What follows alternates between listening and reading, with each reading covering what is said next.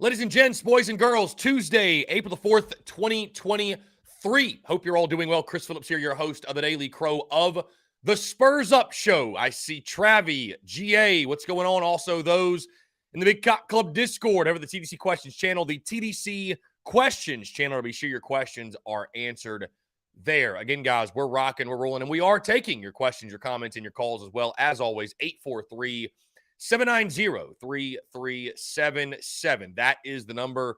You can chime in. You can text that number as well. It is game day. Gamecocks taking on North Carolina tonight in the Queen City at Truist Field. Looking forward to that. Big day also as Shane Beamer will speak to the media today at 12:30. We will all tune into that. Really excited to hear what Coach Beamer has to say after Saturday's scrimmage. I'm sure he'll give us some updates and other things, what have you. Either way, guys, appreciate you all tuning in. Thank you all so much for the continued love and support, and really excited to chat with you all here on this Tuesday. Of course, as always, TDC brought to you by our friends over at Prize Picks. Head over to prizepicks.com or go download the Prize Picks app. When you do, use that promo code TSUS to receive a 100% instant deposit match up to $100. Guys, you can bet on anything, everything, college sports, pro sports, whatever you can think of. They've got it over at Prize Picks. So many fans and listeners of the Daily Crow and of the Spurs Up Show have made tons of money with our friends at Prize Picks, and you should as well. So again, go download that Prize Picks app or go to prizepicks.com. And when you do, use the promo code TSUS to receive a 100% instant deposit match up to $100. Be sure to check them out and tell them that Chris from the Spurs Up Show sent you. Again, guys, would love to hear from you all. 843-790-3377.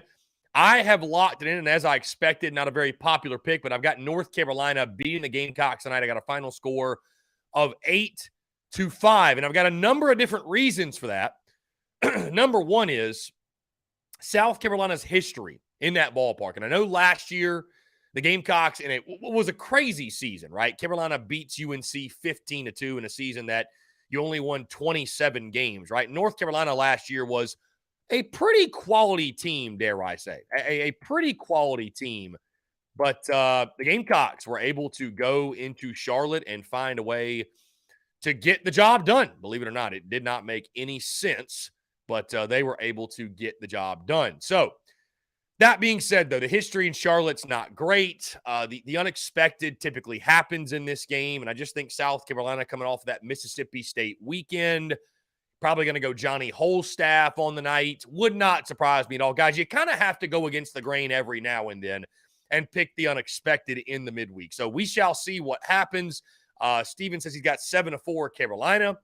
Bruin Nation, yes, Beamer is at 12:30. Yes, we will chat, or we won't chat with Beamer, but we will tune in to Beamer's press conference. We'll have it right here, Bruin Nation, 12:30.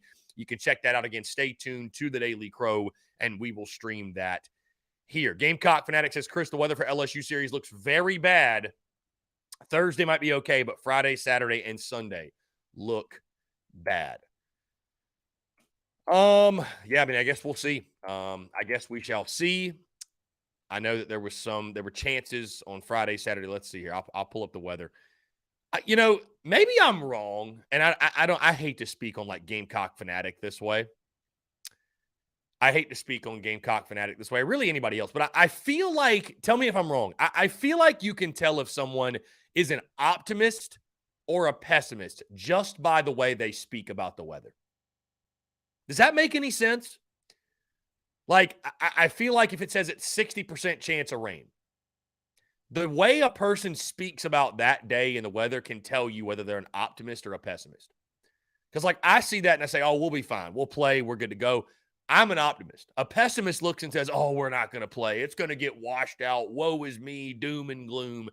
I'm not trying to unfairly label you. I don't know. I've thought that for a long time. And I think this is the first time I've ever been able to, like, verbalize it.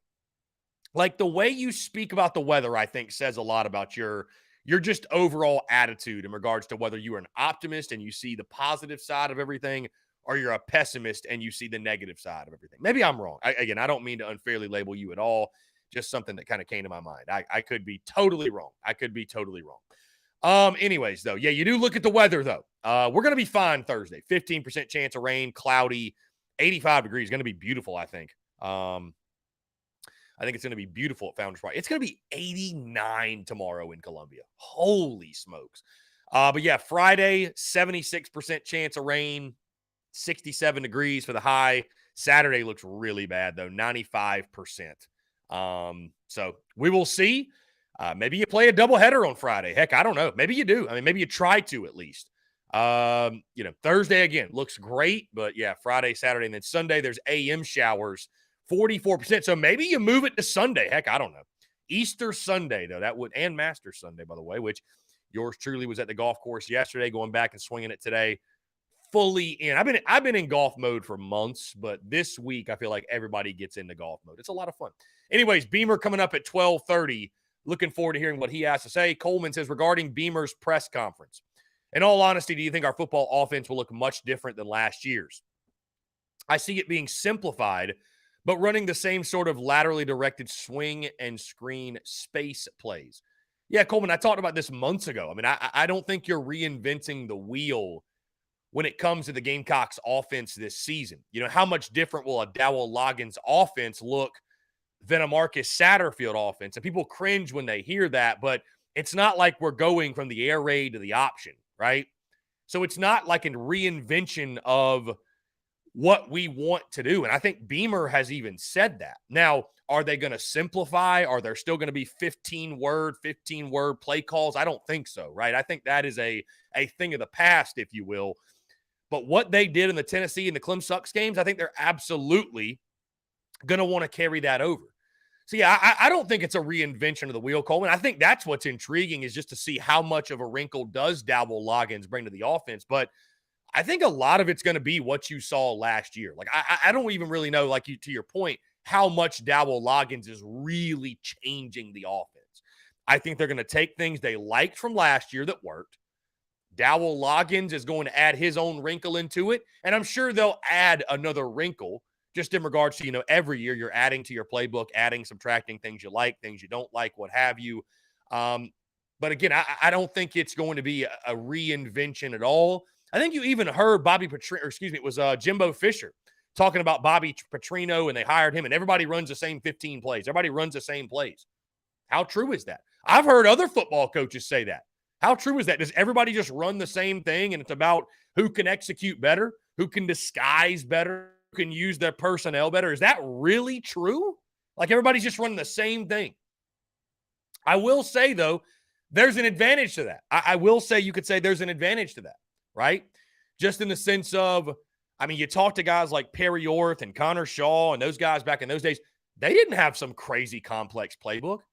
They had about 6 to 8 plays that they ran out of 5 different formations. And there you go. They threw people off.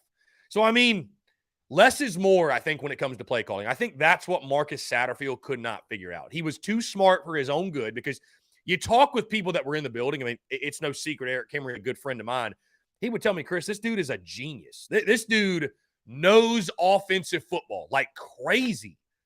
But less is more. Like 15-word play calls and 100 different personnel packages and the overcomplication. Like, it should not take half a season or 3/4 of a season for your quarterback to feel comfortable. It shouldn't.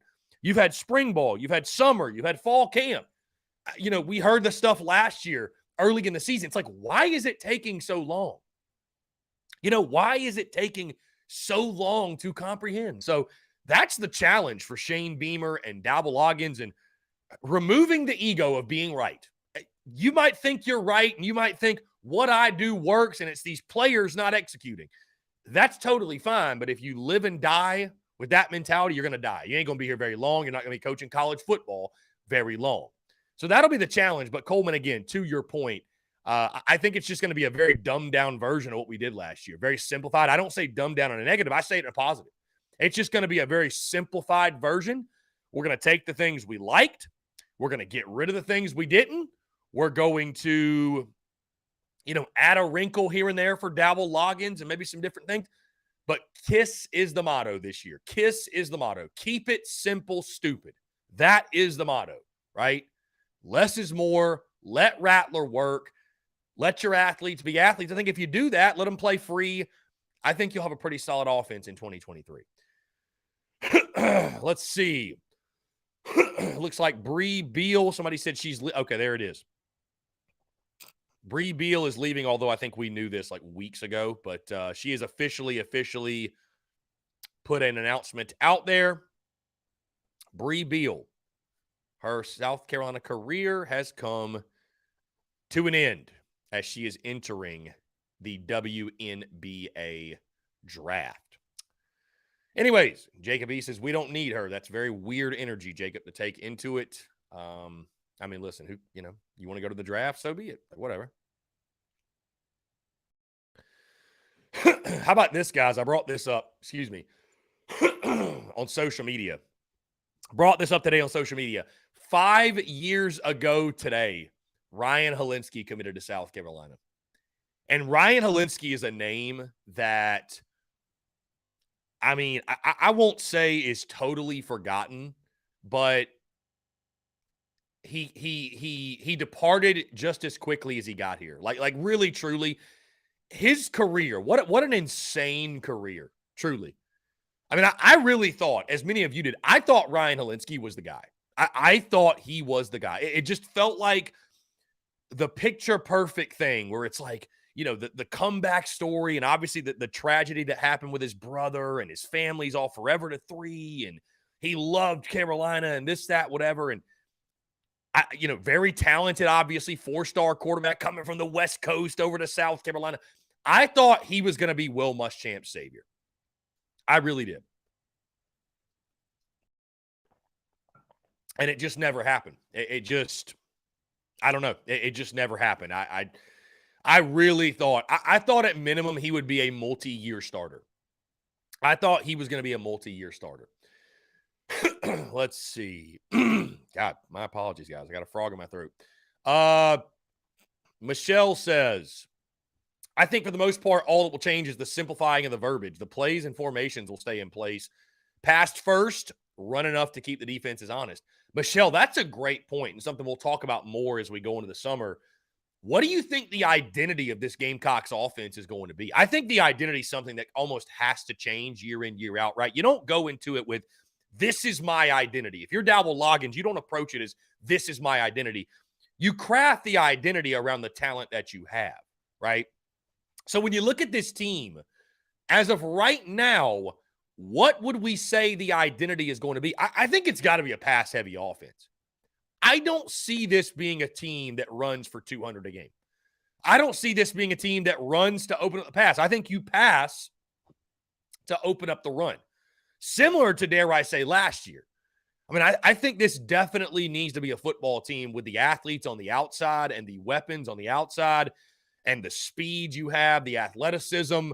I think it definitely needs to be a pass-first offense. It's going to be very interesting to see because you can't just abandon the run. Shane Beamer talks about it all the time. You've got to be able to run the football and stop the run to have success. We all know that. I preach that, I feel like, every single day sometimes it feels like. But the identity of this 2023 offense, and again, it will take shape throughout the summer. You get into fall camp because I don't think they're done in the portal. I don't think you're done adding pieces. But with what you have right now, I think this is going to be a pass-heavy offense. And why shouldn't it be? With Spencer Rattler, Juice Wells, Xavier Legette, Eddie Lewis from Memphis, DeCarrion Joyner, Amarian Brown, Nicholas Harbors coming in, Trey Knox you pick up from Arkansas, the tight end. You've got a slew of tight ends in that room that can make plays. So, Juju McDowell at running back who can slide out and be a threat down the field as well. So I think this should be a pass-heavy offense. Obviously, you want to run the ball to keep defenses honest. But as of right now, I would say I would expect the identity to be pass first to open up the run in 2023. No question. No question about it. Braddock, May the 1st is when the portal will open up. May the 1st. May the 1st is when that portal will open up, my guy. Let's see.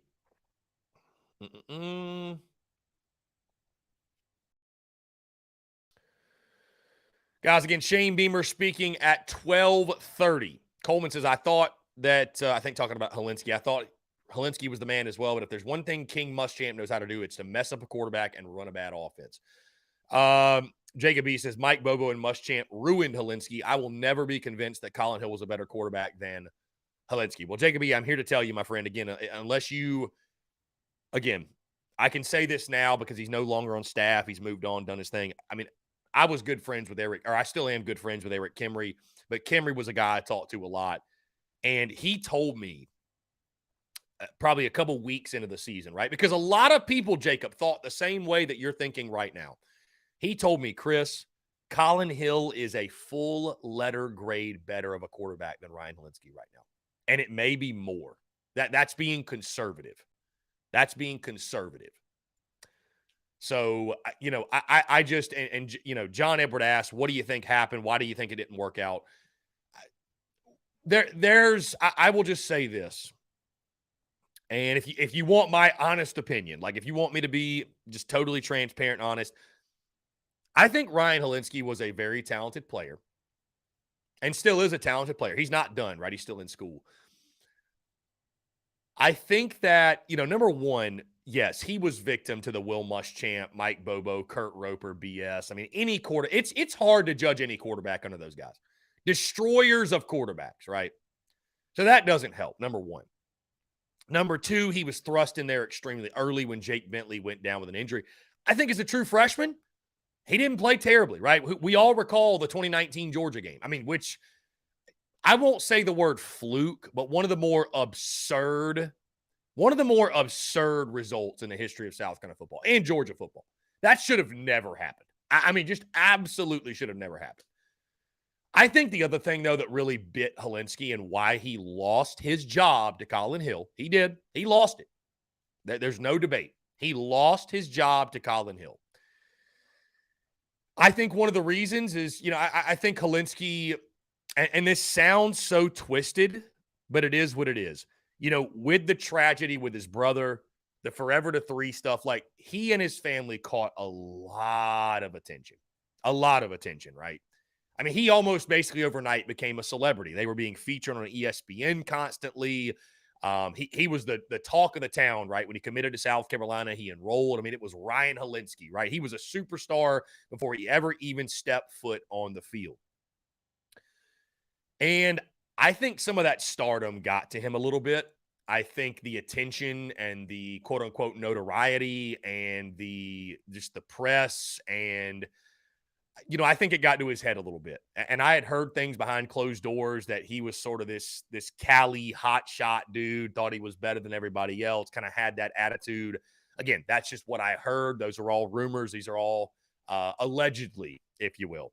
But just heard that, you know, not the best teammate in the world. And again, these are things that fans don't want to hear in the moment, especially, right? Like if I would have went back in 2020 and said, well, he lost his job because he's a bad teammate, I don't think many people would have responded well to that. But not the best in the locker room. And from what I've heard, did not necessarily dive into the playbook the way that he needed to. And again, I just think he let sort of the attention of it all and the hoopla of it all get to his head. And that kind of became the main thing instead of the main thing being the main thing, which was being a great quarterback. Now, again, I'm just solely speaking purely on speculation. I could be totally wrong. It could just be that he wasn't very good. I don't know. But he lost his job to Colin Hill. There's just no question. From everybody I've talked to, no doubt he lost his job to Colin Hill. And I know that's tough for fans to accept, but I think that's tough for fans to accept because they just wanted Hilinski to be good. Because Ryan Hilinski acted if he loved South Carolina as much as they did. And so for fans, it's like, we want to see that guy playing. But that doesn't matter when it comes to who should be starting. It just doesn't matter. It literally doesn't matter. So, yeah, you got to throw allegedly in there, Coleman. As long as you throw allegedly in there, Well, Austin Greer, I would say this: rumors it's a little more than rumors. And again, I don't think I've said anything that's that crazy or outlandish. And again, it's literally 3 years ago. So does anybody really even care anymore? I mean, does anybody care anymore? it's just my personal opinion. I mean, in regards to like all the attention and the hoopla and the hype, and it was just a lot to handle. I mean, that's one of the things you kind of gamble on with guys when you get them in recruiting is like, can they handle the pressures of SEC football? Can they handle all the attention and all that brings and talking heads like myself and SEC guys and media and all that? I mean, that's a gamble you take. Some guys don't handle it well. I mean, it's just bottom line. Some guys are not ready for that, and that's understandable. It's a lot to handle. But anyways, so yeah, I think there's a multitude of reasons, but no, for what I'm telling you, Austin, it's more than rumors. I can assure you, these are people that played with the guy. So you tell me. He also did play injured in that 2019 year, for sure, for sure. Yeah, he was hurt, but you want to know why he lost his job? That's why I think he lost his job. So. Austin Greer, you said the attention from his brother's situation got to his head. Just got to be careful making claims like that. Again, that's just my opinion, Austin. That's just my opinion. I mean, I don't even think that's really a hot take, to be honest with you. So, anyways, though, it's in the past, man. I mean, we wish him nothing but the best. I hope he balls at Northwestern. He had a solid year, I think, his first year there. I don't know. Last year was a little bit up and down, but you know, I'm not telling you for fact that's what happened. That's totally purely speculation on my end. I just think the hoopla and also too, yeah, the Will Muschamp locker room culture was not the greatest in the world.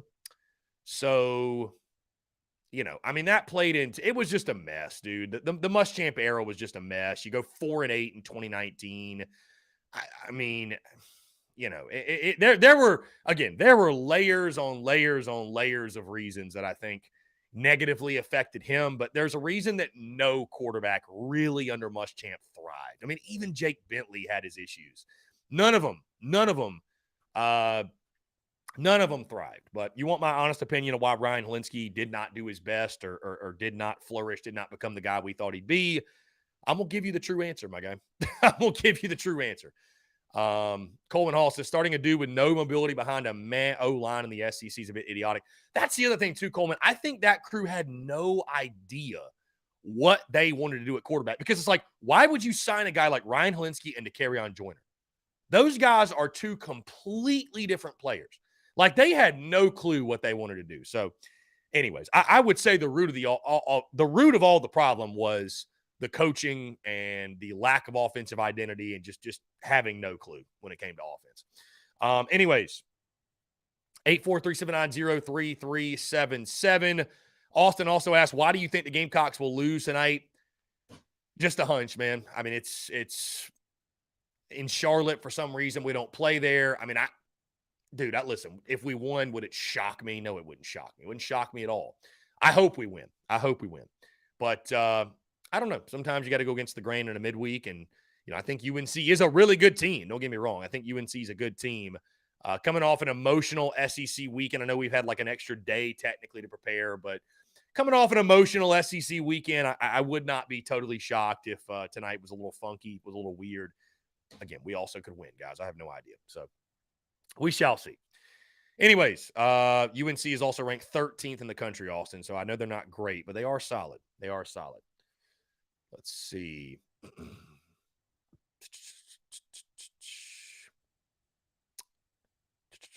Also, too, I know Coleman brought up the word defamation. I mean, dude, I think what I said was pretty damn harmless. So that would be pretty funny if, yeah, I don't know. I highly doubt that the homie would take the Brett Favre route over those type of comments. like really, it's purely all speculation. Again, but it's just fascinating because I thought he was the guy. I really did. I thought that Ryan Hilinski was the guy. And again, I hope he balls out at Northwestern, has a great career because it's just kind of a shame. It's a shame how it played out. I mean, you never know how your college career is going to go. And so for him to step into, you know, the whole Muschamp thing, it's unfortunate. I mean, really what it is, it's unfortunate because he was a really highly regarded recruit. And, you know, we just were not. It's kind of those like, it's not you, it's us type deals. Like it was us. Nobody was going to succeed. So anyways, let's see. Lynn Turner, what's up? Appreciate you tuning in. Thank you so much. Michelle, there's several reasons I said it will probably be a pass first offense. Number one, extreme talent in the wide receiver and tight end rooms. 2, extremely thin running back room. And 3, Rattler under center. 4, DK in the Wildcat. Yeah, I mean, I think we're definitely going to be a pass-heavy offense, no doubt. No doubt.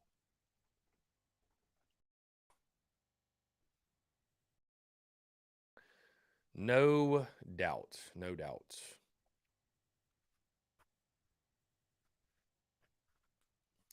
Austin Gris is what you said is the definition of defamation of character. That's why I said be careful. Well, Austin, that's why I also said allegedly.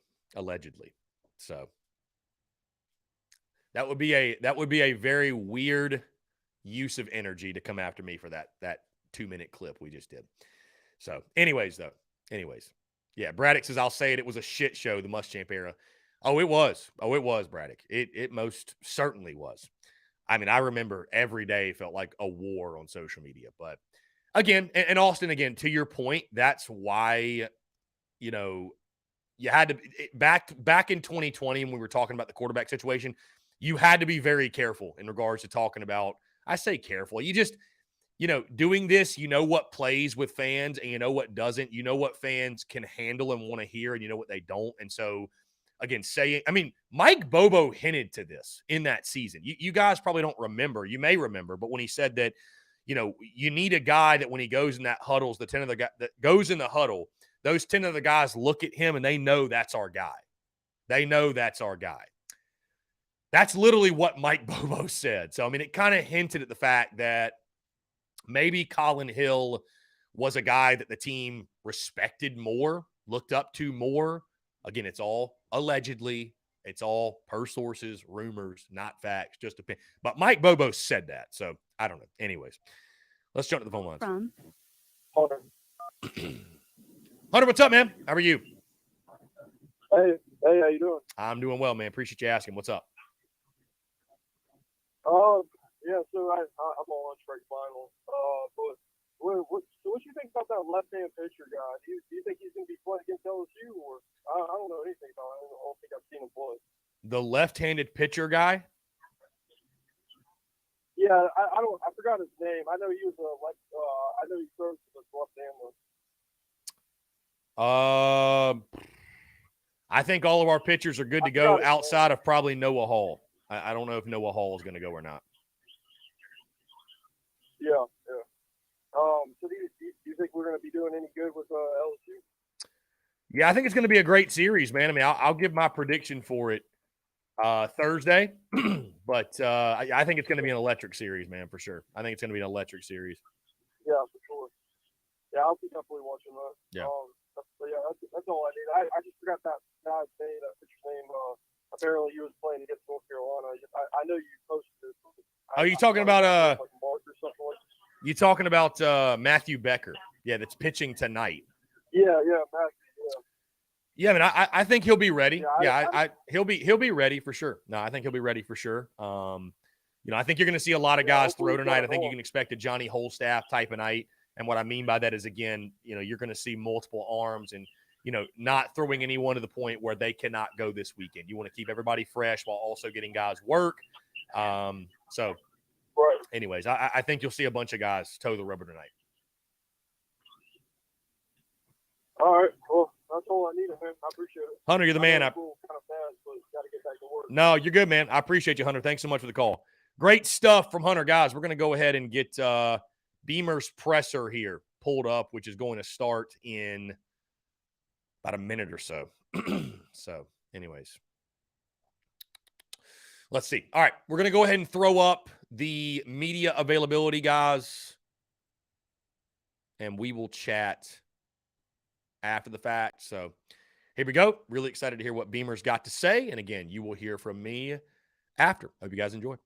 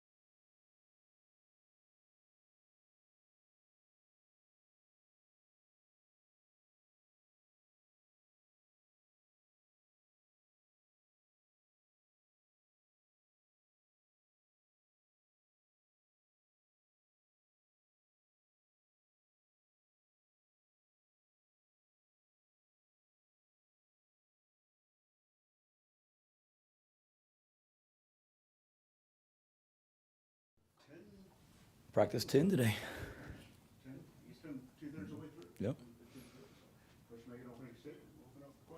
Okay, thank you. Appreciate everybody coming out. Fun weekend last weekend. Want to thank all the ladies that came out to our ladies clinic last weekend. Had close to 600 women that were here for that. Awesome being able to spend the afternoon with them. A lot of excitement, a lot of energy in that group. Was a lot of fun. We actually had to cut it off at 600 just so it didn't get too big and everything. But really fun day. Credit to Kim Fields and our program for organizing that and the great time that everyone had. Was preceded by our first scrimmage of the spring. Got a lot of work in, about 115 plays. I think we ran great work on offense and defense and special teams, as always in a scrimmage. Some, good by the offense, not so good by the offense, good by the defense, not so good by the defense. We have to continue to get better. Some positives offensively in 115 plays. Our offense only turned the ball over one time. That was an interception. The other side of that is defensively, we've been really good in the SEC at creating turnovers the last 2 years, and we've certainly got to create more than one every 115 plays as well. Offensively, have to be more explosive in the passing game. Did a lot of perimeter work and getting the ball out on the perimeter, bubbles and things like that. It's trying to evaluate guys. Can they block on the perimeter? Can they make people miss? But when we do drop back and throw it or take shots, we've got to be able to hit explosives. We were a different offense last season at the end of the season because we were more explosive. So we've got to continue to be more explosive, but credit the defense for preventing a lot of explosive passes on Saturday, defensively and along those lines, have some guys out injury-wise on defense in the secondary right now. So we were really thin back there, and those guys had to play a lot of plays and did a good job. As we go, we got a lot of work to do.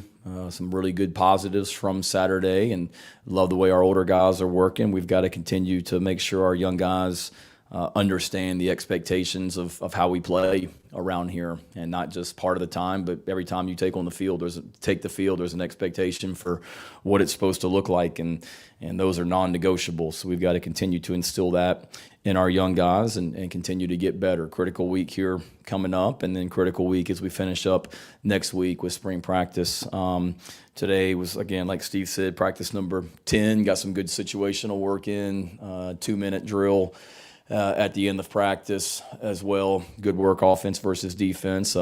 We'll meet and lift tomorrow like we always do, and then Thursday we'll practice more situational work. Thursday is going to be a lot of what we call 4-minute into the game on offense, and we've got to finish out the game, get a first down, which we were crap at last year. Some games where we had a chance to put the game away and weren't able to. Clemson in the fourth quarter, where I think we punted 3 times. Texas A&M, where we had a first and goal up 9, I think, with about a minute and a half left in the game, and ended up giving the ball back to A&M on the 6-yard line with a minute to play, and then end up giving them the ball with a chance to score and win. So we've got to be better at offensively at putting games away. So we'll work on that Thursday. And that's also the defense getting the ball back, meaning when we're losing on defense, we've got to get the ball back for our offense as well. So good situational work on Thursday. We'll give the players and staff Easter weekend off. For all the golfers, that also means Masters weekend is off, so coaches and players can watch the Masters. It's on this weekend, so that'll be Friday, Saturday, Sunday. Everybody will get away and then come back in here next week for practice on Tuesday, Thursday, and Friday, which leads into the spring game on Saturday night. Going to be an amazing environment across the streets. First time we've been back in Williams-Brice Stadium since the Tennessee game last season. We know how awesome that was. So really, it's been too long, Gamecock Nation, and certainly looking forward to seeing all of you back in Williams-Brice Stadium next Saturday night. So hopefully we can create a great atmosphere, which I know we will, for our players who've worked really, really hard this offseason. And I know they're excited to perform in front of a crowd, as well as recruits that'll be here and former players. Big weekend next weekend. But a lot of work to do before then, but certainly excited about the spring game next week. Any questions y'all have? Go ahead. Missed you last week, David, but we're back in business. Appreciate it. I got 2 for you, Shane. One, you mentioned the injuries to the defensive back, specifically Howard Dial and Nelson. Dial and Nelson are gonna be fine. Nothing long term. Just hamstrings, groins, things like that. Nothing long term. Hopefully, get them back here soon. And also in the scrimmage, DeCarrion Joyner, where did he rep? Like one or two running backs? How did he look out there? Yeah, he looked great. All those guys, Juju, Mario, and DeCarrion are all working with that top group. All three of those guys are kind of 1A, 1B, and 1C, so they all got in there and did some nice things. DeCarrion had some nice runs, and again, he's a guy that has shown what he can do at the running back position. He's shown what he can do at the quarterback position. He has shown and continues to show what he can do at the receiver position. So he's a valuable guy in a lot of ways. Coach, who stood out younger guys wise, Sellers or some of the freshmen or transfers that stood out on Saturday? Yeah, I think a lot of them flashed. They really did. We're not ready to anoint anybody through 9 practices of spring practice, and we haven't even gotten into preseason camp and summer conditioning. But excited about all those young guys. I think they all flashed and had their moments. Like I've said before, I don't think the moment is too big for any of them right now. They don't look lost out there, meaning they should still be getting ready for high school, and are in high school, and they don't stand out as they don't belong. They belong, and they all did some good things on Saturday, and all have a lot of work to do as well. But excited about this young group of guys. Sticking with the scrimmage, or anything that kind of surprised you from that, or maybe you weren't expecting once you saw your team actually in something of a game setting? No, not really. Thought it was first scrimmages are always interesting, especially in the spring because you got so many new faces. But thought operationally we were good as far as getting calls in and executing offense and defense. Not a lot of issues from that standpoint. Got a lot of work.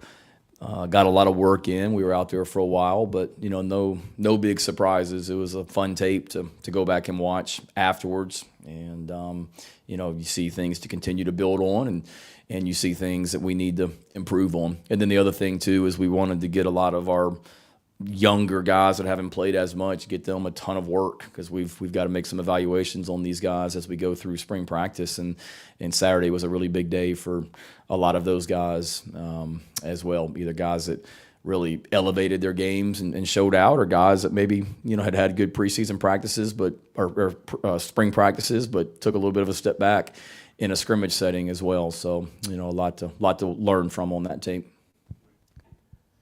Shane, often at this time of the year, the defense sometimes is ahead of the offense, right? But in terms of when you looked at this offense, I know you talked about you want to see more explosive, but some of the positives that came out of learning a new offense, communication, what were some of the things that you were pleased with when you went back and watched the tape? Yeah, you're right. I've been a lot of places going against Bud Foster's defenses at Virginia Tech all those years. There were spring practices where you struggled to get a first down and whatnot, but made us better, and we're going against a really good defense. Our offense is out here at that practice, or our practices as well, so defenses are normally ahead, but I thought it was good. I thought we being able to communicate new verbiage, and coaches aren't out there telling guys what to do and get guys lined up and things like that, being able to get lined up. Now again, we have way too many mental errors on offense, defense, and special teams.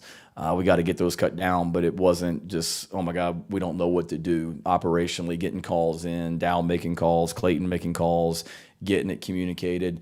Thought that was good. I thought we at times had good blocking on the perimeter, did a good job running the ball at times, not so good at times. Same thing in the passing game, but overall was pleased. I didn't walk off the field, Mike, saying, wow, we're trying to learn a lot of new stuff on offense and we're so far behind, like we ain't got a chance. I did not feel that way. I didn't feel any differently as far as where we were than I did maybe last year in year 2 of a system, if that makes sense. I like where we are. Kind of going back to the injury front, didn't see Jakai Moore out there today. I wonder if you could share an update. Yeah, Jakai is going through a off the field issue, a tragedy in his family. So thoughts and prayers go out to him. A really tough thing that he's going through right now. And 10 practices through, coming into that spring practice with a little bit limited running back room. How have you seen that room kind of develop through these 10 practices? Yeah, I think we're getting everything out of them, and they continue to compete. They really working hard. Like I said, Juju, Mario, and DeCarrion doing a nice job working with that top group, and then we've got some guys, some younger guys behind them as well. They're all getting work, and they're all rotating through there and getting opportunities. Everybody played on Saturday, and guys continue to flash, and guys that we need to help on special teams. They continue to show up on special teams as well. So it was certainly an area of concern going into spring practice, and I feel a lot better about that group right now. Got a lot of work to do, and still got to continue to develop depth and find guys. But all those guys are doing good things and continuing to work. And you talked about new guys, new additions, these young kids. Do you see here a week and a half out from that spring game, maybe some excitement for them to get in front of the crowd for the first time? I know you've been eager, especially under the lights on Twitter. You've been showing some eagerness to get out there. Yeah, I'm eager to get out there. It's always great to be in Williams-Brice Stadium with our fans, and what an environment and atmosphere that is. So I can't wait to get back out there. And I know our players will be excited. I'll be honest with you, we haven't talked about it at all. In regards to the team, it was all about what we have to do today, and then we'll worry about tomorrow. But certainly our guys, a lot of those players that are here right now as true freshmen, they were at that spring game last year as recruits, and I know they know what that environment was like it was last season. I would hope it's going to be even more electric in there this year because of the excitement and energy. I tell recruits all the time that there's never been more excitement and energy about South Carolina football than right now. So don't make me a liar, Gamecock Nation, and not show that next Saturday night. But I think our players, certainly a lot of them, that'll be their first time playing in front of a crowd, and I know they'll be excited about getting out there. First off, Peyton Williams, was he out there today? He's another DB that's dealing with a little bit of an injury right now. Nothing long term. He wasn't practicing today. All right, and you're coming up on your last few actual practices before the spring game. Is there anything that you want to see to kind of close out the practice portion of the spring, whether it's just more polish from guys, or what's important for you to see as a head coach the last few practices? Just how we continue to progress and get better. That's what I talked to the team about after practice. Like the human nature is, okay, we're 10 practices down. Next week's the last week of spring break. We got Easter weekend coming up. Human nature is to go, all right, we're good, and just kind of coast. And I talked to the team about this today. I went back and this week last year, we didn't do a great job academically. We didn't do a great job keeping the locker room clean, a lot of things like that, where maybe last year we took a breath and didn't get better. That's what I'm looking for, is how we continue to get better. Players, coaches, all of us, every single person in this building. There's no complacency, and there better not be any complacency after 10 practices with 1 week of spring practice left. We got a lot of work to do, and that's what I want to see, how we continue to progress and get better. And then also, some of these older guys, do they continue to take a step and improve, or do they get caught by some of these young guys? Y'all have been around here long enough, or been around me long enough to know that, there's no jobs that are given here right now. You earn and compete for everything. And if anybody's getting complacent and think they've got a job locked up, they're going to be shocked here, pretty quickly. And I want to see these young guys continue to come along and push these older guys. We need to go back to the old days when we practiced over there and you guys just stood outside the gate and just checked people off as they came through on the old proving grounds to know who's out there and stuff like that. Y'all are slacking, huh? If you want to supply some lawn chairs and umbrellas, we'll be glad to. But Shane, you got a luxury with all three of your starting specialists back, kicker, punter, and holder. Who's working at the backup roles? Not maybe so for this year, but kind of prepping for the future. Yeah, no, that's a good question. It's a lot of guys that we've got to continue to to think about. Part of that is recruiting, trying to get guys in here from a specialist position, snappers, punters, kickers. We're always actively recruiting those guys, whether there's somebody we're going to give a scholarship to or somebody that we are trying to recruit actively as a walk-on. So we've had some of those guys on campus here over the last month or so, and that goes back to last summer when we had guys here for our summer camps and things like that. So that's always a work in progress, thinking a year or two in advance. So some of that is recruiting, and then that's the great thing about all of the specialists, is because Coach Limbo doesn't coach another position during those periods where you guys are watching the linebackers work, the DBs work, all in individual. How come nobody ever goes inside with the specialists? They're all inside in the indoor, working on different things as well. So they get a lot of time together to work that stuff. So in regards to backup holders and kickers and snappers, it's really the same cast of characters that we had last year as well. And then certainly we've got to develop more depth with that, whether it be from recruiting or guys on our own team. Nate Adkins was a guy that could long snap for us last year. It'll help him in the NFL because he's a pretty good snapper. We need to find those guys on our roster that we can only travel 70 to away games in the SEC. We need to find those other guys on our roster that can hold, can snap, to get us out of a game in case of an emergency. Shane, I don't know if it was yesterday or the other day, Hugh Freeze was asked a question about spring and being able to maybe go up against other teams. And I know that's something that has been floated around over the last couple of years. Just your overall thoughts, and would you like the opportunity to play at some type of team? It's beyond the last couple of years. David knows I was on this soapbox back in 2008 or 9. There's an old interview that y'all could probably dig up on the local TV stations where I stood right out there in the end zone of the old practice fields, and I said exactly what Hugh Freeze said yesterday. I said it'd be great to play a spring game or a preseason game against another team, and you could give the money to charity or something. So all of our local TV stations here in Columbia, if you can dig that up, it was from preseason camp back in August it was a night practice, I remember that, but over there on the proving grounds. But yes, absolutely. Love the spring games the way we have it, but as you guys have heard me say before, we are the only sport that doesn't get in August before the season an exhibition or a scrimmage or a preseason game like the NFL teams do. We're the only one, so we practice in August for however it is, 29 days or whatever the number of practices are, and then we go play for real. So if we can't do it in August, great. Let's do something in the springtime where we can compete against another team, and you'll get great crowds for it, and be able to give the money back, to other people as well. So I've been, saying it for 15 years now, but haven't made a lot of progress on that. From one important question to another, you seem excited for the Masters. You got a pick, go with Scotty or someone else? I got to dig into it here a little bit. I'm eager to watch. I need the weather to clear up. It looks like the weather is not going to be very good right now, but certainly, my son's getting into it, and he's been talking about his guys and all that. So I'm not quite ready to make my pick yet, but I watch a lot of. Don't get to play as much as I like, but watch a lot of it on the weekends, and the TV in my office is either on SEC Network or the Golf Channel most days in there as well. So I'm eager to watch.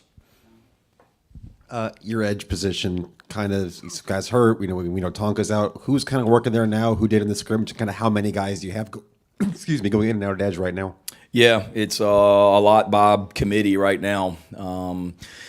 We got flexibility. You guys know that Tonka Hemingway's hurt right now, but Tonka in the bowl game played that edge position. Tonka's a guy that can play inside and outside. We got some other guys like that on our defense. We'll see, how that goes. And then we like that edge group. Brian Thomas is a young guy. Donovan Westmoreland's working there, like we've talked about. Tyreek Johnson's really doing some, good things. Terrell Dawkins is out there. I know I'm forgetting people, but basically anybody that's listed as a defensive end on our website is working at edge right now, and they're all getting work with the first group and continuing to compete and get better. And like all positions, defensively we want to be multiple enough where we can get our 11 best guys out there. And we use multiple personnel groupings on our defense in order to get the best 11 out there. So whatever that may be, that's what we're going to do.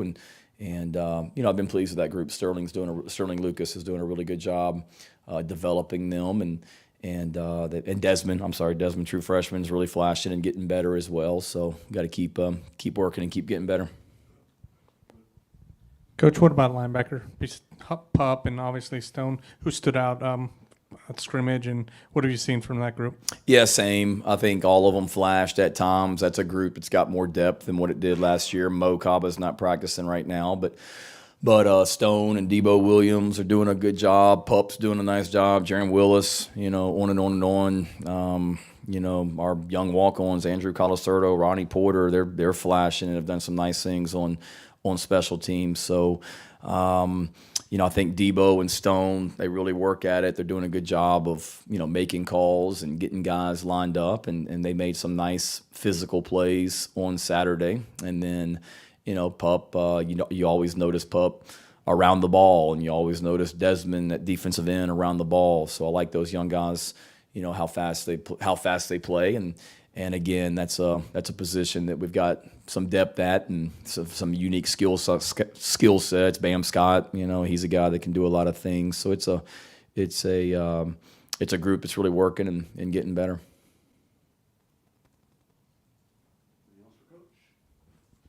No, all right. Thank you, guys. Thank you. Have a good week.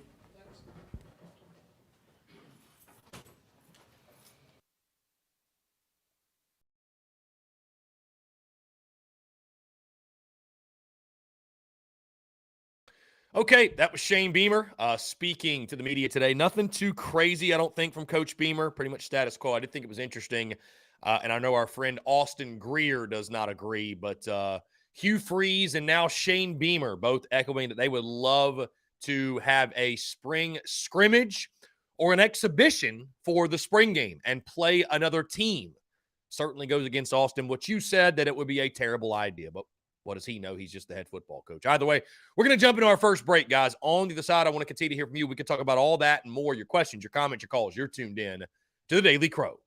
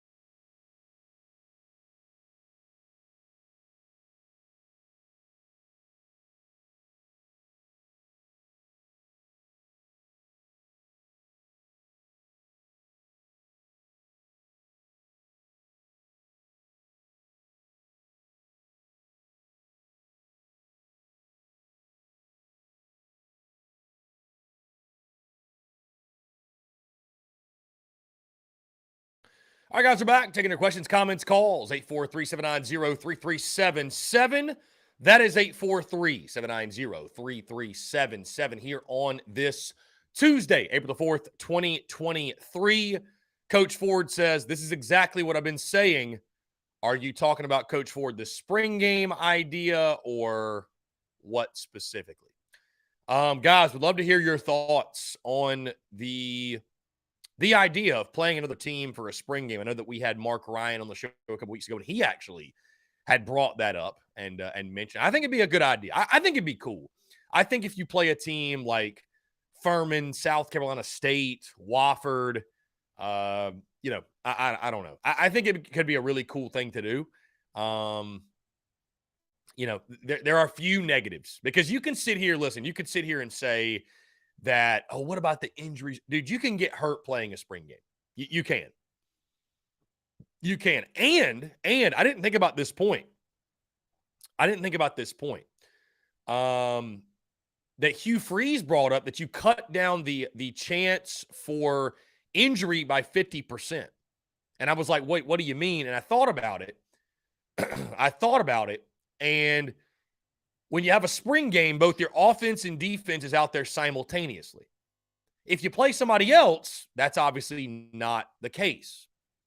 So it actually does decrease the opportunity for injury. Now, Austin, to your point, if you want to do 7-on-7, totally fine. You want to do 1-on-1s, totally fine. But I do think doing something against another team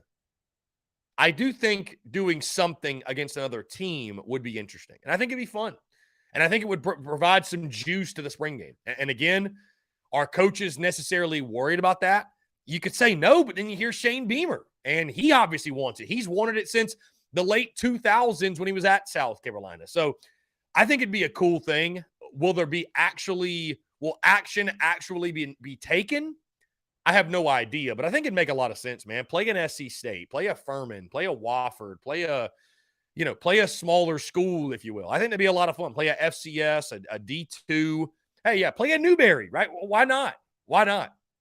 I think that'd be really fun, really cool. I think it'd be cool for fans. You could sell tickets to it. You could raise money for charity, what have you. I don't see many downsides to that proposed idea.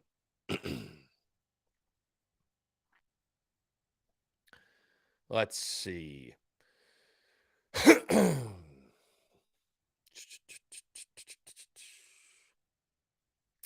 John Edwards says he was talking last night with Roman Kimball in his Missouri Series video on YouTube. I asked him about Noah Hall and his back, and he said he should be good to go. Okay, well, there you go.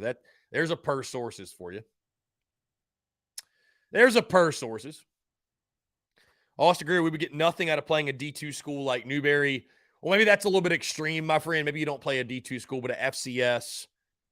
I think it'd be fun. I think it'd be fun for sure because right now the spring game, obviously, it's just a glorified scrimmage.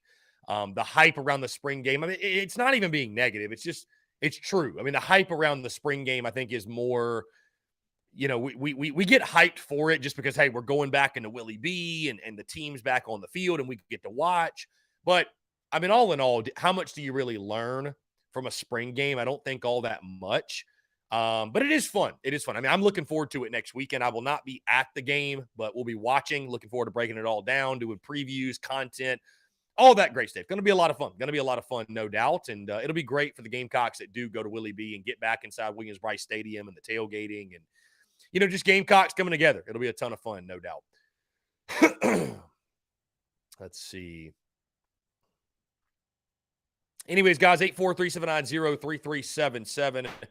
That is 843-790-3377. Josh Pate speaking on his show about the mood of South Carolina fans. And I was able to listen to it yesterday. I thought it was really interesting stuff. And the chip on the shoulder mentality. And that's something, guys, I'll say this. I don't know if drop your nuts, the whole Cam Smith thing, I don't know if that's really going to be a rally cry for South Carolina football in the future. It was something that organically happened in the 2022 season, right? His comments, if you will. It was something that organically happened. So I don't know that it's going to be something we really carry with us in the future. But I said it last year, and I'll say it again as we sit here in April. I think drop yo nuts needs to be the mentality of South Carolina football. Like when you think about the Gamecocks and a Gamecock and what it is, what it embodies, this chip on your shoulder, fighting for respect, playing with nothing to lose. I think that needs to be the identity of South Carolina football. You saw it at the end of the season against Tennessee, right? Marcus Satterfield goes in the presser after that game and says, I basically just said F it. I'm paraphrasing, but he said, I basically just said F it. And we just ran whatever. And we all see how that worked out for the Gamecocks. Then you look at Clem Sucks. You were taking risks. You were going for it on fourth down.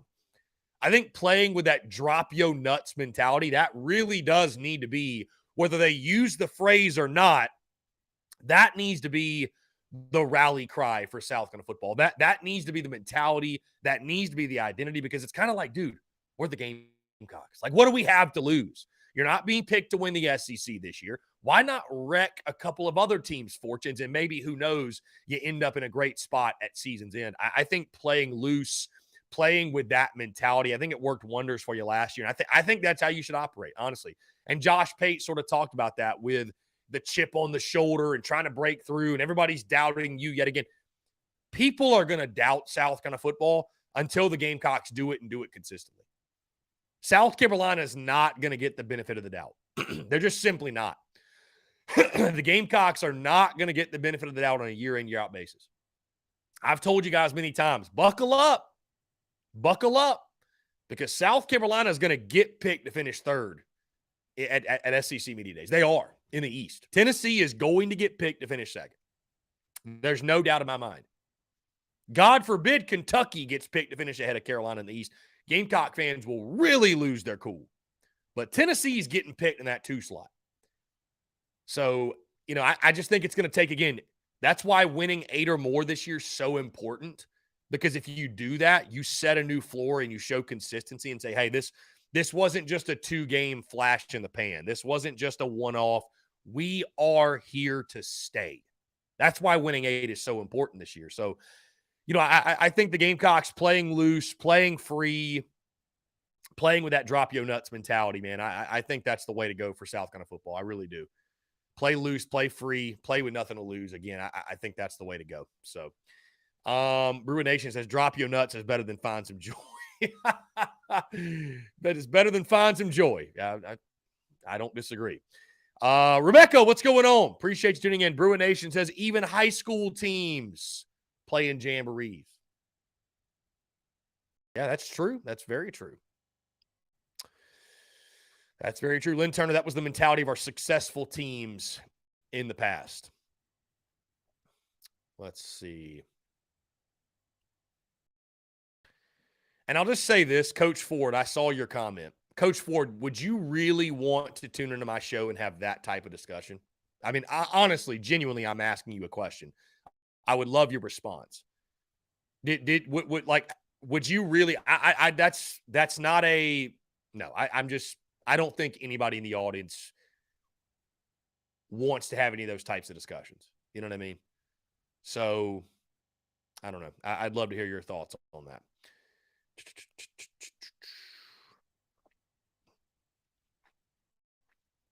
Anyways, guys, 843-790-3377. That is 843-790-3377 here on this Tuesday, April the 4th, 2023. Let's see.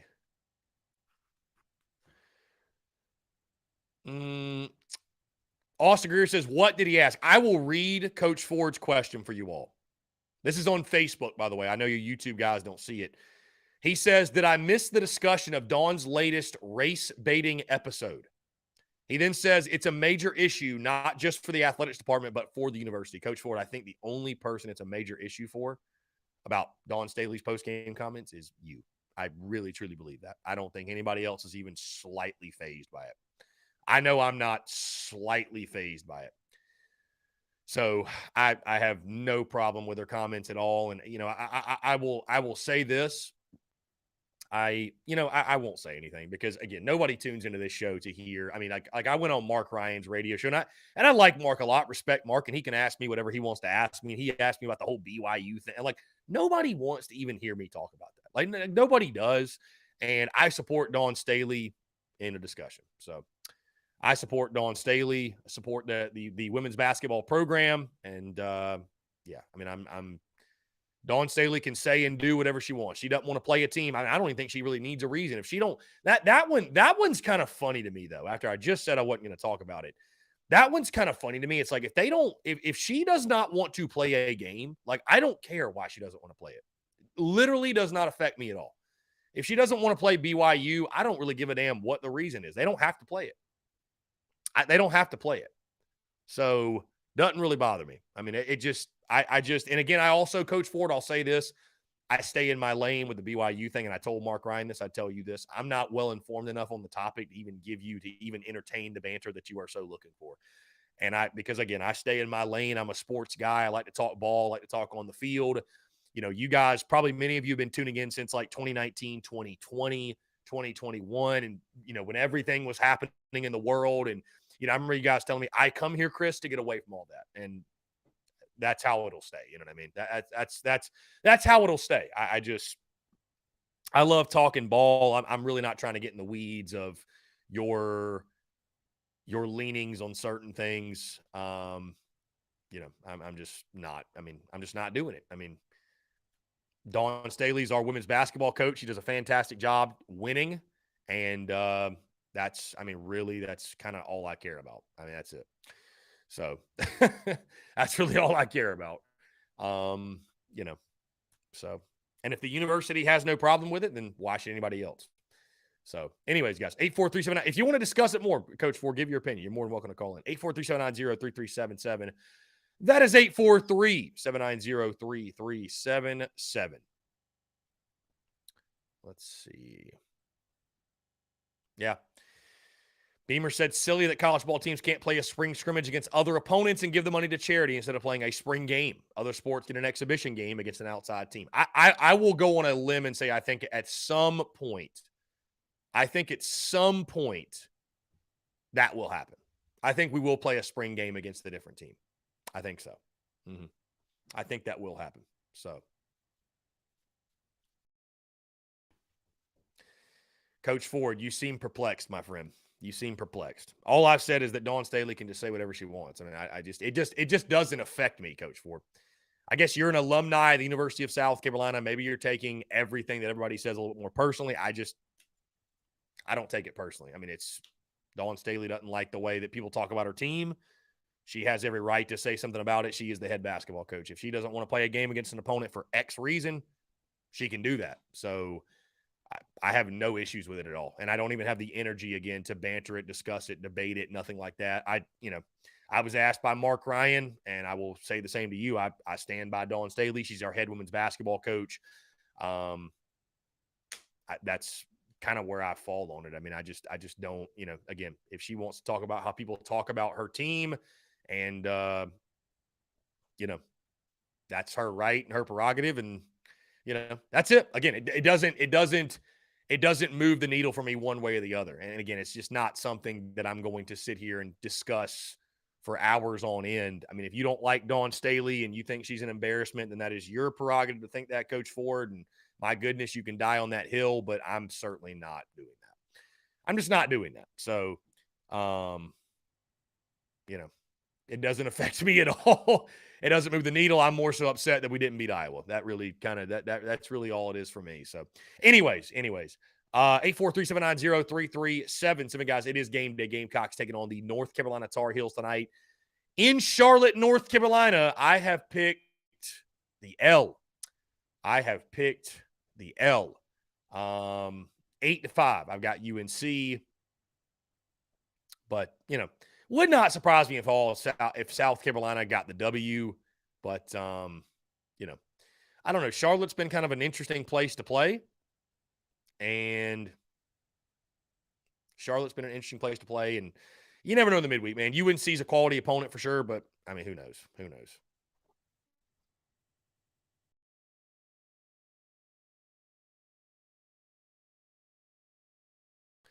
Austin Greer says, terrible prediction got us winning 11-3. Hey, I hope you're right, Austin. I would take that in a heartbeat.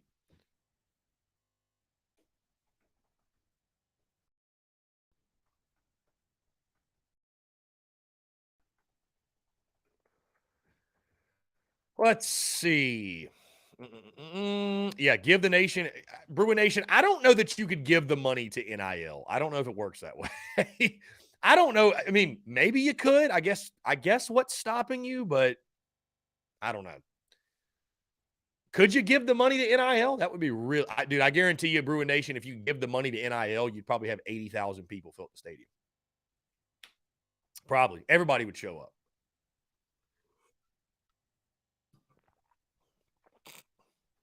Will Korb says Beamer didn't sound very happy.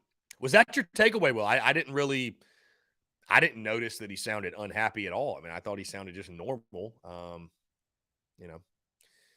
Whatever. I didn't think that. I don't know. That didn't register with me. So maybe you picked up on something I didn't. Maybe you picked up on something I didn't, my guy.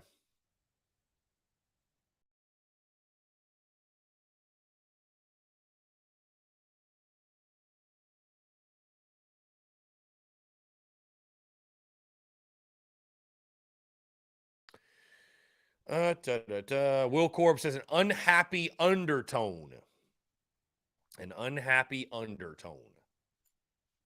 Are we really going to get in this right now? I'm going to read the comment. Lynn Turner, BYU was accused of derogatory remarks in more than one sport, and the investigation was done internally. What result did you expect? Not saying that I know it happened, but it certainly was not independently investigated. I would just say this, Lynn, again, whether it be for that, whether it be for something else, why do people care that we didn't want to play BYU?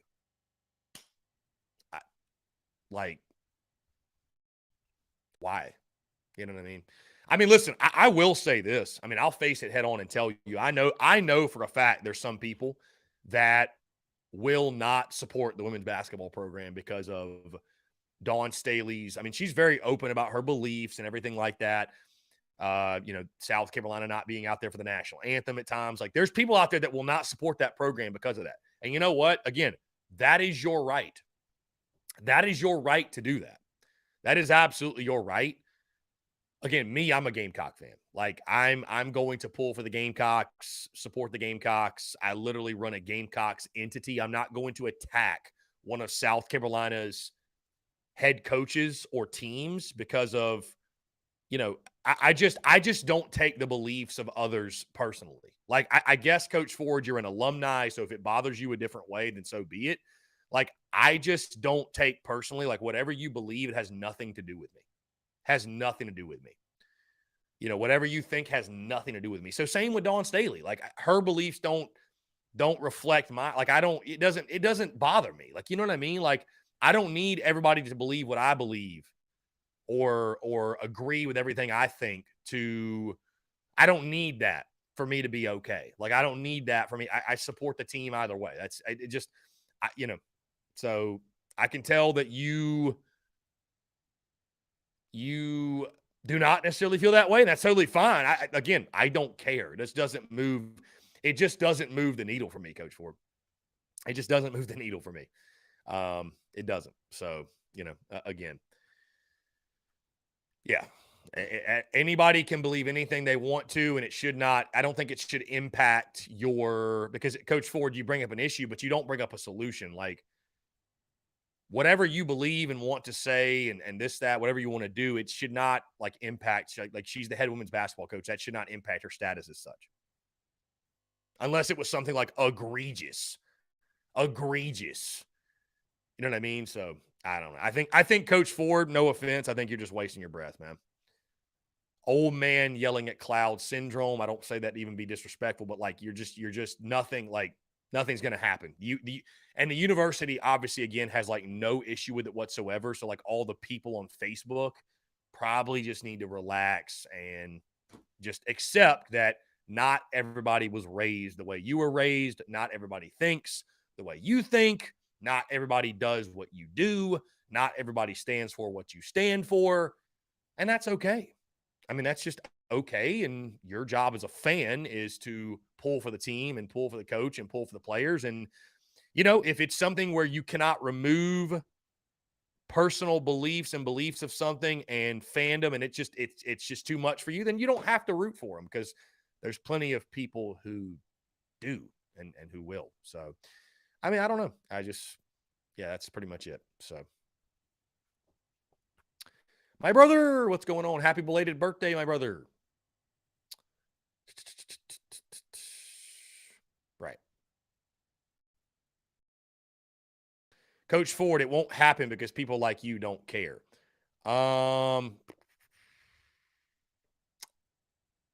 Let's see. I'm very confused. Yeah, Madison, I'm ready to turn the page. Who starts page day? Yeah, Matthew Becker will be in the bump. Matthew Becker will be in the bump.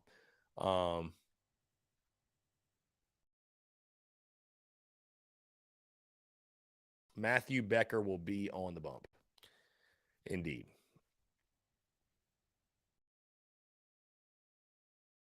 Looking forward to it, man. I know the players love playing in Charlotte. I know a lot of fans do not look favorably. They don't look favorably on the game in Charlotte, but I know the players love it. So it will be it should be a fun night, no doubt. Should be a very fun night for the Gamecocks. Hopefully it is a fun night. Again, I've picked the L, but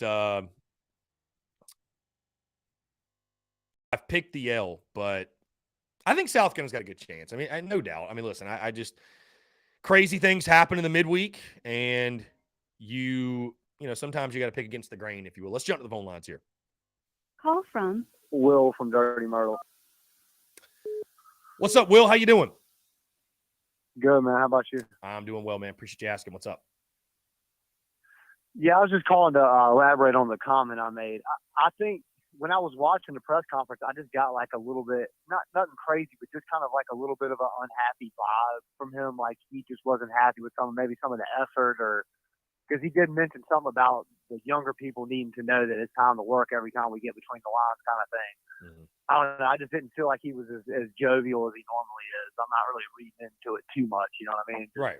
Didn't seem like he might have just got in their ass or something maybe right before he jumped on that press conference. Right. But on the other note, so you don't think we're gonna get that dub tonight? I mean, would it shock me? I don't think I've picked a midweek loss yet. Would it shock me if we didn't get the dub? History in the city of Charlotte says we terrible. Yeah, it's not great, but I mean, listen, it would not surprise me at all if we won. It's tough to pick the midweek games because of pitching and who throws and Johnny Holstaff, this and that, whatever. So, I mean, listen, dude, I'm like 50-50. It wouldn't surprise me at all if we got the W, but, you know, with our history in Charlotte and, you know, we got UNC last year. Maybe they'll want some revenge. I don't know. So it'll be a fun game to watch either way. It's going to be a fun night.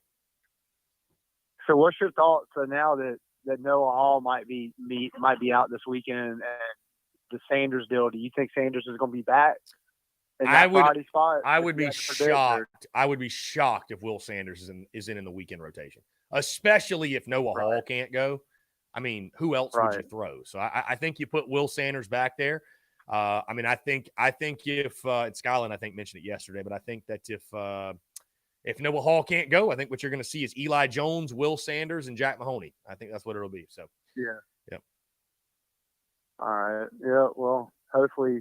I was thinking about trying to get out there this weekend, but it's Easter, so I'm probably not going to. But it should be a hell of a weekend at Founders. Yeah, man, going to be a lot of fun. I think it's going to be electric. Hopefully, the weather cooperates. So, is it supposed to rain this weekend? Well, yeah, Saturday's pretty bad.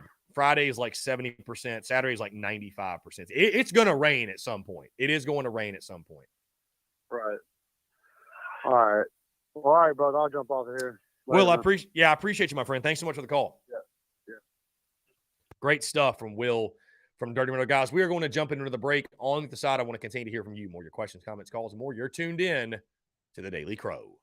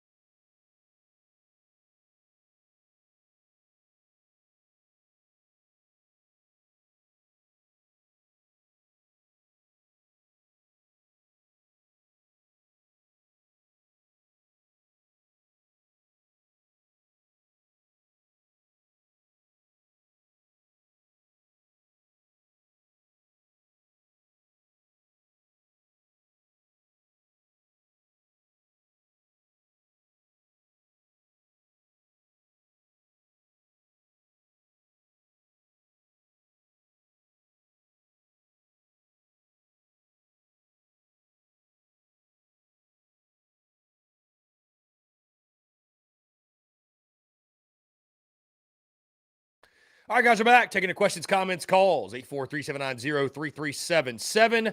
That is 843-790-3377 here on this Tuesday. Show is flying by today. I guess it normally does when Shane Beamer speaks to the media.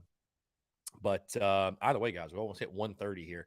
Appreciate you all tuning in. To all my golfers out there. Happy Masters Week, one of the greatest weeks of the entire calendar year. Really, really excited for the golf to get going on Thursday. I wish my guy Phil was in here. He always loves talking golf. Anyways, let's jump to the phone lines here. Call from Dalton. Dalton, what's up, man? How are you? Doing all right, man. On this Tuesday, just trying to get all the rest of my schoolwork in order, to finally get this last semester out of the way. Very nice. Kind of the idea. Mhm. But I wanted to call and sort of talk to you about what you see the rotation looking like moving forward now that we know, that Noah Hall could potentially be out for, a somewhat significant amount of time. Do you believe that, we could go above 500? Because I agree with you in these next, 3 weeks, basically the month of April, if we can go above 500 in these SEC series and then obviously win the midweek, for the most part, I think you would put it down as a success. But, you now have questions about the pitching rotation, and that was, a huge, I guess, asset to you going forward. And now that one of your guys is sort of down, do you believe, we'll have what it takes to sort of have another guy step up and give us a good shot to win against these, top ranked teams like Vanderbilt, like LSU, and like Florida? Yeah, we definitely need more information on Noah Hall and just what his status is, and if it's something that, heck, can he go this weekend, or how long, if he can't go, how long will it keep him out? Because, I will say, Dalton, to your point, if there's one area that this team has enough depth to withstand an injury or two, it is in the pitching staff. But obviously you don't want to lose one of your top arms in the weekend. You don't want to lose one of your weekend rotation guys. And we've all seen Noah Hall at his best and just how good he's been for South Carolina. So, you feel like, and I think the rotation, if he can't go, Dalton, will be Eli Jones on Thursday, Will Sanders on Friday, Jack Mahoney on Saturday. Again, that's pure speculation. I don't know. It would just feels like to me it would make sense, right, to put Will Sanders back in the rotation, especially if Hall can't go. So you still feel like that starting rotation gives you a good shot to win, especially on Friday and Saturday, games 2 and 3. It's going to be tough against Paul Skeens, no matter who you go up against. Do you believe it's a better idea to have Will Sanders go on Thursday night just because that matchup's going to be tough for basically anybody? Mm-hmm. I feel like, even considering the struggles that Will Sanders has made, he's still got a lot of talent. And if he does have his best stuff that night, I think he gives us the best opportunity to win that Thursday night game. If he doesn't have his best stuff, then most likely we were going to lose it anyway. Yeah. So you just move on to Friday. Mm-hmm. I'd be game for that, Dalton. I believe in best on best. You throw your best available when they are available, if you will, but you throw your best available. And I would still say at this point, you believe he was your number one guy for a reason. You believe that Will Sanders, out of Sanders, Jones, and Mahoney, who seem to be your weekend starters, that Sanders is your best available. So he should be fresh. He'll be ready to go. And I'd love to see the matchup. I would. I think it'd be a great opportunity. I think it'd be a great opportunity for Will Sanders to get back on the saddle and get back after it. And, hey, go back against one of the best lineups in college baseball and Paul Skeens on the other side. And, I'd love to see it. But we really won't know until, I think, late tomorrow when they do drop the rotation. But, listen, even if you had Noah Hall, it's going to be a tough weekend. It's going to be a tough series. But you want to see how this team fares against what's ranked right now, number one, the best team in college baseball. And, I think at home, you like your odds. I think it'll be a great series no matter what. I really do. South Carolina will need to swing it. This is not going to be a team I think you're going to keep down and, only allow single-digit runs for the weekend, right? Like LSU is going to swing the bats. You know what I mean? LSU is going to swing the bats. They're very talented. You're going to have to score and take advantage of the friendly confines of Founders Park. And, I think it's a game that it'll be two of three, one way or the other. I don't see a sweep happening, if you will, but should be a great weekend for baseball, no doubt. Well, I mean, my question as far as the lineup is, with the velocity that these LSU pitchers are going to be bringing in, obviously everybody in the SEC throws hard, but I'll be interested to see sort of what our lineup can do against these more talented pitching staffs that the LSU, the Vanderbilts, and the Floridas have. Mm-hmm. Do you believe that our stats are sort of going to fall off, like what a lot of people on the internet are saying, that we had an easy schedule, so it doesn't matter that we're leading the country in home runs or top 5. We shouldn't be a top 10 team because of how easy our schedule was, and we're going to go back to struggling on offense like we did last year? Or do you believe we are going to be able to put up some runs against these top tier guys, these guys that are probably going to be starters in the MLB one day? Well, first things first, let me say this, right? That I don't think South Carolina should be viewed in I think this team deserves respect. I do. When you look at the body of work and what they've done to this point, you deserve to be in the top 10. I don't give a damn who you've played. You're 8-1 in conference, right? Like, you've taken care of business. Look at Vanderbilt. Their schedule hasn't been crazy either. And leading the nation in home runs. I mean, you ask about the stats and are they going to fall off? I mean, I don't even think fall off's the right word, man. I think the numbers will even themselves out. I mean, you're playing the best of the best, right? So I think this team, if they did it for one weekend and then fell off, maybe you'd say, okay, that was a fluke. But I mean, you're 9 games in and we're 8-1. This is a quality ball club. This is a quality ball club, no doubt. So, I mean, I think the numbers certainly, again, they're going to even out. You're going to take on some of the best teams in college baseball. And, hey, guess what? The teams we're playing, their numbers are going to even out too because they're playing us, right? So, I mean, it's a league where literally everybody just beats up on everybody. I mean, we'd love to see this team go 20-10, 19-11, but realistically, you're probably going to be fighting sort of 17-13, 18-12, which would still be a great year, right? Would still be a great year. So it's a grind in the SEC, man. And that's what I would tell people, buckle up for it. That, and Missouri also, Cody Gaskins points out, Mizzou swept Tennessee. So, I mean, I think they were a quality opponent. They've just had to deal with the injuries, of course. But I don't worry too much about what you're saying, Dalton, because I feel like kind of what you're alluding to is maybe, are we for real? Are we a fluke? I think we are for real. I think you look at the talent we have and the way guys the way that guys are swinging the bat. I mean, dude, Mississippi State's not good, but it's not like they were rolling out a bunch of lollipop throwers out there. I mean, they had guys throwing 95, 96 all weekend. So we faced quality arms at this point. The competition ramps up, but you love that, man. I mean, this is why you come to South Carolina. So I think it's going to be fascinating to see where we are. That's why I said yesterday, if you can go 5-4 over the next 9, I think that's a success, just because the competition's so tough, the SEC's so hard. Man, I'm sure those other teams, they're feeling the exact same way. Yeah, I mean, the way it's going, I feel like we're in a very good position to host, which is obviously, the expectation for this baseball program. And, you just hope that Noah Hall comes back before the playoffs and is ready to go. And if that happens, I think we got a good shot to go to Omaha.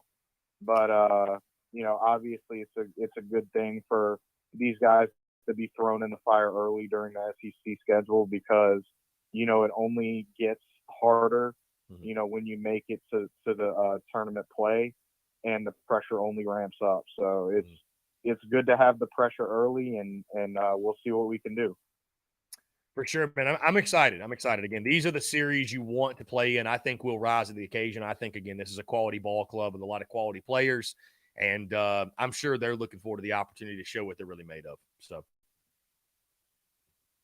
all right. Well, you have a good one, Dalton. I appreciate the call, man. Great stuff as always. No problem. Yeah, take care. Great stuff from Dalton. Cody says, how long is Noah Hall out for? We really don't know, Cody, at this point. It's just rumor right now that he can't go. But Mark Kingston, actually, I will say it's not rumor. Mark Kingston did say yesterday on Sports Talk that Noah Hall is dealing with a back issue that forced him out of the game of the weekend. So that's what the rumored injury has been. He actually confirmed it yesterday, did not say if he'd be able to go this weekend. But it sounds like if he's held out, that's why. It's going to be the back issue. So, we shall see. But it doesn't sound like, Cody, it's going to be some like long-term thing. They said he had been dealing with it all year. So I don't think that it's going to be some long-term issue, if you will. So, Rumination, hope Max Fried comes back in 2 weeks. Yeah, I hope so as well. Looks like the Bravos, though, are doing pretty well. And for the rest of the comments, it's just going off the rails. The comments have gone off the rails, ladies and gentlemen. The comments have gone off the rails.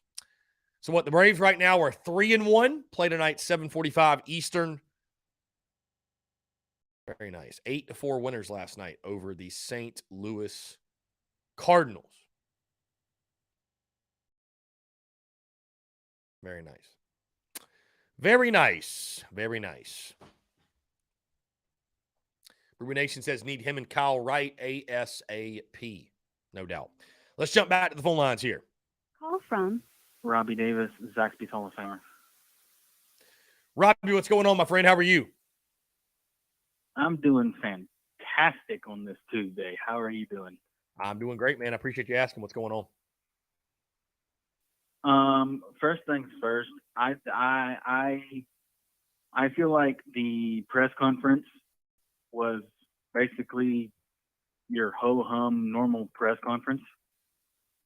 Okay? Because as a coach in any sport, in a press conference, you don't want to give too much away, because the season will be here before you know it. So it was to put it in your words that you said before. It was kind of ho hum, okay? Basically a ho hum kind of a press conference, and I think I thought it was a good press conference. I thought it went about as well as it could have gone, and I actually I'm speaking on the whole preseason spring game thing. I think it's a great idea, okay? Because like, I don't remember who said it in the live chat, but like they said, your chances of having someone on the team get injured drops 50%. Okay. Yeah. I mean, you're at risk of getting hurt no matter what it is. You can be doing like summer workouts in shorts and a t-shirt and wind up getting hurt, for God's sake. Okay. So stuff like that happens. All right. It's just, how do they react to it? Who's going to be willing to step up and take responsibility for whatever position it is that winds up getting hurt? Because you're taking a risk every time you step onto a field or even a basketball court or anywhere for that matter. Okay, because all it takes is one bad fall or one bad trip over something, and you could wind up never playing a sport again. So it's a risk no matter what you do. That's for sure, man. You can get hurt any which way, man. So, no, I love the idea. I do. I love the idea. Why not? Why not play an SC State, a Furman, a Wofford, whatever, you know? Why not? Yeah, why not play go a up against team somebody that else? you play a team that, like, they're not on the schedule. But if it's a team that's on your schedule, don't play them. Make sure it's against a team that's not on the schedule, or that won't be on the schedule for a couple of years. Don't play it. Don't scrimmage a team that's on the schedule. That's a dumb idea. Try to scrimmage a team that's not going to be on the schedule for 2 or 3 years. Right, for sure. I mean, that would be a whole, you know, that'd be a whole other thing, right, in regards to scheduling. But I mean, I don't feel like it should be that difficult. Right. It's I don't know that it really needs to be like some big deal. It's just like, hey, call them up. Hey, y'all want to come scrimmage? Like, sure. I mean, I doubt teams would like. Maybe they would. Maybe they'd prepare for it like a normal. I'm sure that's something that they would situate, you know, right before the start of spring practice. I mean, I don't think you need a lot of heads up. I mean, because I'm sure they'd love the opportunity to go through a normal game week. Right. The coaches would love to go through that routine, the players, all that good stuff. It would be very funny though, because like we would treat it on this end as like a game week and like be previewing it and everything. And it's like, it's a game that literally does not count. And I know, there would be people that would be like trash talking after a spring game. That would happen. And it'd be like, you are, that'd be an interesting play by some folks, but whatever. I mean, I think it'd be fun. I think it'd be cool. Especially if you can get a charity involved, put the money towards, like, why not? And obviously Beamer's on board. So I think it makes sense. I'll never forget the maddest I've ever been walking out of Willie B was whenever we played App State in 2019 and they beat us. I've never been so mad walking out of Willie B ever in my life. Okay, I was pissed. Mm-hmm.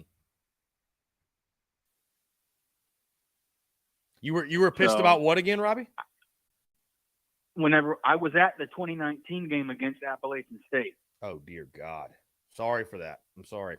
Hate to hear that. Yeah, I was ready to get home because I was like, if I don't leave now, an App State fan's going to get their butt kicked and they're going to be thrown in the street if I don't leave right now. So I was trying my best to not bump into an App State fan, and I don't do well in crowds solely because of how bad my balance is. So I was trying to be as calm. I was doing my whole, I was taking deep breaths and walking as slow and as calmly as possible back to the car. Okay. And I thought to myself, if I bump into an App State fan and they get in my face, I'm to the point I will throw down if I have to. But I thankfully, to the good Lord, it did not get to that point. I got to the car safely. And and also I wanted to go ahead and let you know, and I'll send you the posters for these. But my dad has 2 shows coming up next week, the 12th and the 15th of April. And I highly doubt I will be at either one of those shows because I have no idea where they're going to be. I think one of them is going to be in Myrtle Beach. So, well, also, Robbie, the 15th's the spring game. So I don't think any Gamecocks will be at that one. I know. Sorry, Uncle Boudreaux. I don't think any Gamecocks will be at that one. Sorry, but I won't be. He already knows I won't be. I mean, I'll be at his house that weekend, but I'm not going to a show. He already knows that. But I'm actually going to the spring game with David Garrett actually next week. Really? Holy. Yeah. Now what? That's a turn of events, my friend. How about that? I love to hear that. Gamecocks helping Gamecocks. Have you ever met Dave Garrett before? I actually know his daughter. I've known his daughter for years. God, look at that. Look at TSUS bringing folks together, man. Just for the heck of look it, at that. Shout out to David Garrett, man. Just for the hell of it. Shout out to him, man. But Dave's a legend. And also, by the way, Robbie, I'll see you next Thursday in Somerville, my friend. Next Thursday. Yes, indeedy. Yes, indeedy. Absolutely. Unless Jesus comes back, you're going to see me next Thursday. For sure. Amen, brother. Preach on. Preach on. But let's just be honest with ourselves. If Jesus does come back, I'll be better off anyway. Nah, won't we all, Robbie? Won't we all? Yeah, I won't be in pain no more. Thank you, Jesus. But anyways, I definitely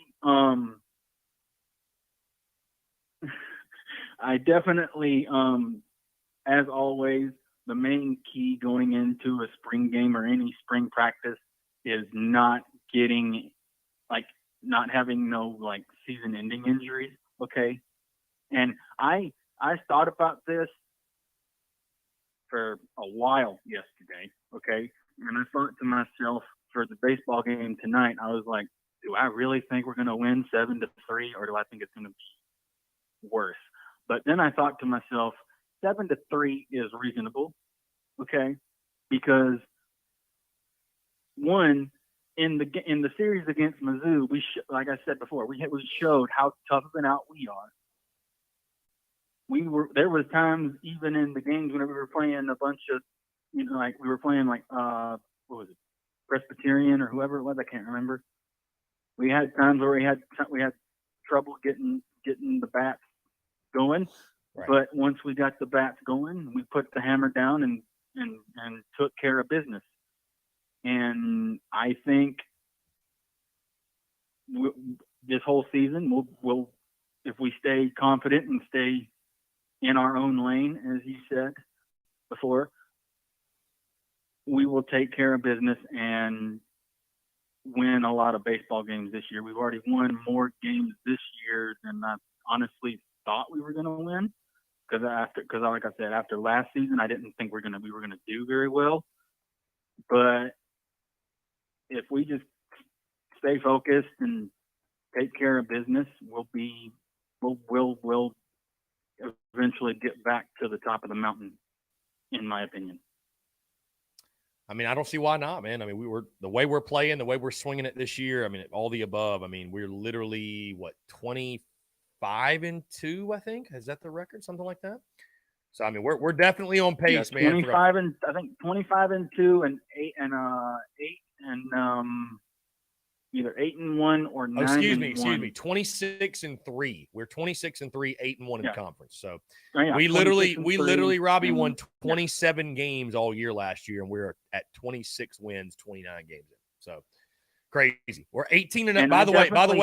By the way, we're 18-0 at home also. So we'll put that home record on the line this weekend. Home streak on the line this weekend. Yeah. And I think we have a good enough team to definitely take at least 2 out of 3 this weekend against LSU.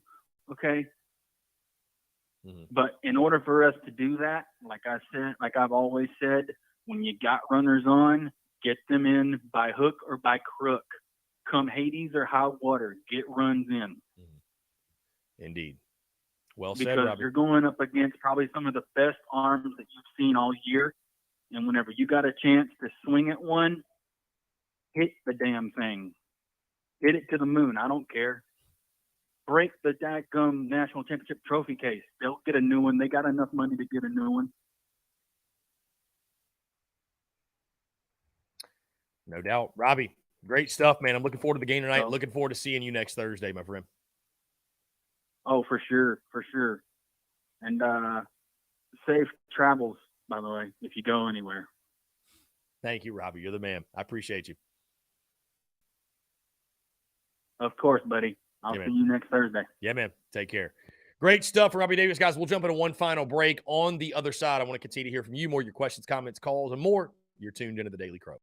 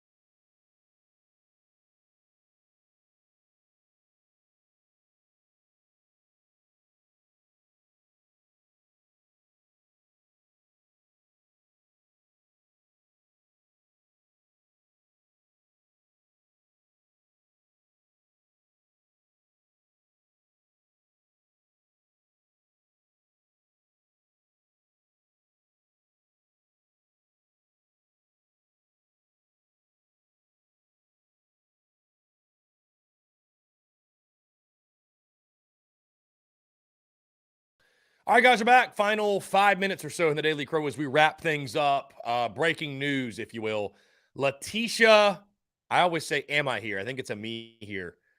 She has announced she is declaring for the 2023 WNBA draft. So it is going to be a very, very different look team for South Carolina next season. Zaya Cook most likely also headed to the WNBA. So it is going to be, it will be a reload. Let me say that very clearly. Reload, Brendan M., right? A reload, but it is going to be a very, very, very different look team for sure. Very different look team, which again, Dawn Staley's recruited better than anybody. You've got the top players in the country are headed to Columbia, but, it'll be interesting. It'll just be interesting. Anytime you got a whole, basically a brand new starting five, it's interesting for sure. It's interesting for sure. Guys, again, appreciate you all tuning in. Today's show has flown by, no doubt. Been a lot of fun. Brendan M. says Raven and Cardoso are hungry. I'm hungry too, Brendan. Damn, it's lunchtime, my guy. I'm hungry as well. No, I get what you're saying. Gamecocks, Tar Heels tonight, guys, in Charlotte, North Carolina. First pitch set for 7. SEC Network Plus, by the way. SEC Network Plus for that game. SEC Network Plus for that game. Let's see.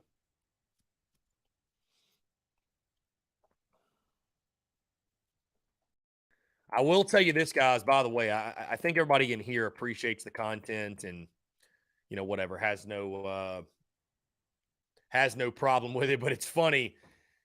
There's some people that just freak out over bowl projections and bowl predictions, and it's funny. I sent this over to Brad a year ago to the date. Our good friend Brad Crawford with 24/7 Sports. Our good friend Brad Crawford put out a bowl projection. What was it? Gamecocks in the Gator Bowl against Pittsburgh. So he damn near nailed the prediction back in April of last year. So there's something to be said about those bowl predictions and bowl projections. And sometimes they miss for sure, but a lot of times they do hit. So give them credit. A lot of times they do hit, and, you just never know. So Austin Greer, watch along tonight. There will not be a watch along tonight, Austin. I will let you know when the next one is. I promise you they will be back soon. We will be doing one, Austin, for the spring game, which I'm really, really excited about. Really pumped to do that for the spring game. I don't exactly know when we'll do the next live stream watch along, though, for baseball. I will let you know, like I said, but should be soon. We won't go too long without them. But no live stream watch along tonight. No. Lynn Turner says, I love seeing people's head explode when you put out those projections. Yeah, it's funny, Lynn, because number one, it's like they're not my projections. And number two, they just serve as a it's just a fun, like, you think about it. What's one thing that makes college football so special, and I would say even different than the other sports to a degree, but like predictions and projections are so much of what college football is.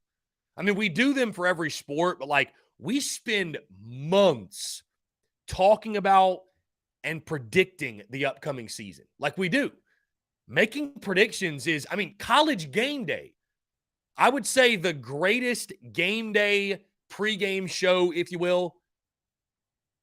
What stands out of what makes that show so great? Lee Corso's headgear. Are the picks on game day. Like, that's what makes it so awesome, or at least one of the things that makes it so great. So it's like, why would anybody have any problems with way too early top 25s, way too early predictions, way too early bowl projections? Like, they're just fun. And you got people that I don't know why. I genuinely don't know why people lose it over. I don't. I mean, dude, we'll put out, projections for the field of 64, the postseason of baseball right now. People will lose their minds. I don't know why. I genuinely do not know why. I wish I knew. I have no clue why. But you know what? Whatever. It is what it is. Either way, guys, we've hit 2:00. Thank y'all so much. Appreciate you all tuning in. Again, guys, thank y'all for the love and support across the business, the podcast, the live show, the merchandise, social media, man. We feel the love each and every single day, and I cannot say thank you all enough. Guys, again, thank you all so much. Appreciate you all tuning in. Go Cox, beat UNC, and we will talk to you all